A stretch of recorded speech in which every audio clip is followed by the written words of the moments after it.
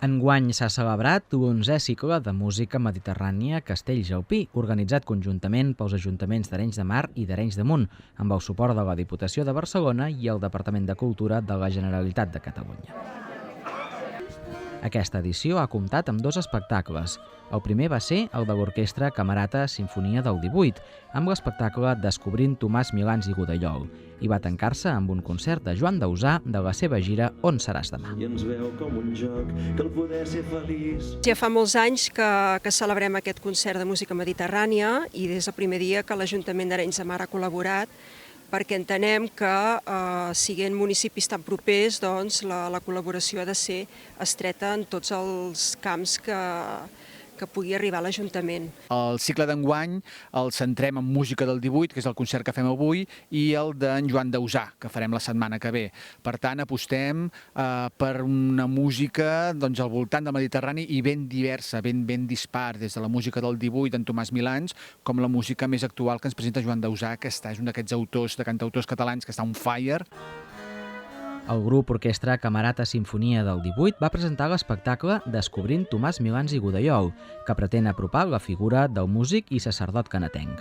L'espectacle recupera les seves partitures més inèdites i les presenta en un format cambrístic. A la gent que ve li encanta, li agrada molt, ens ho comenta, que està molt bé la música, els hi sorprèn, perquè igual es pensa, no, un compositor català al 18, doncs potser aquí no hi havia molta tradició.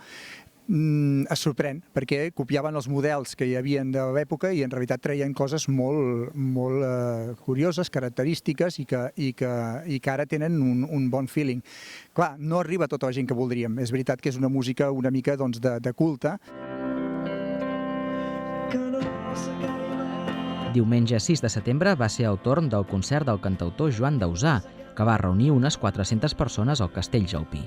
Aquest concert s'emmarcava en el tram final de la gira del seu darrer àlbum, On seràs demà, i va incorporar cançons del primer disc Jo mai mai i de la banda sonora de la pel·lícula Barcelona nits d'estiu, per la qual va rebre el Premi Gaudí a la millor música original. El van acompanyar la seva banda de músics i en alguns moments també un quartet de corda. Tafanejava aquesta setmana on seria la localització del concert d'avui, vaig al·lucinar una miqueta de pensar que bonic tocar aquí tots, no?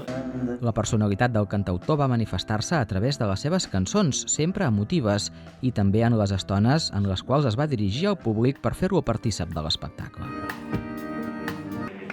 Fins i tot hi va haver algunes sorpreses, com quan el fill d'uns amics del Joan va pujar a l'escenari i junts van interpretar una cançó.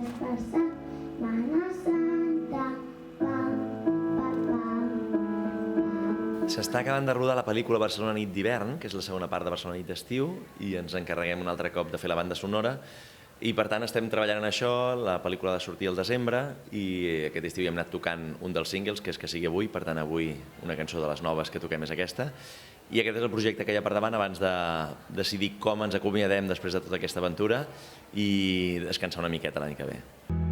Però hi ha algú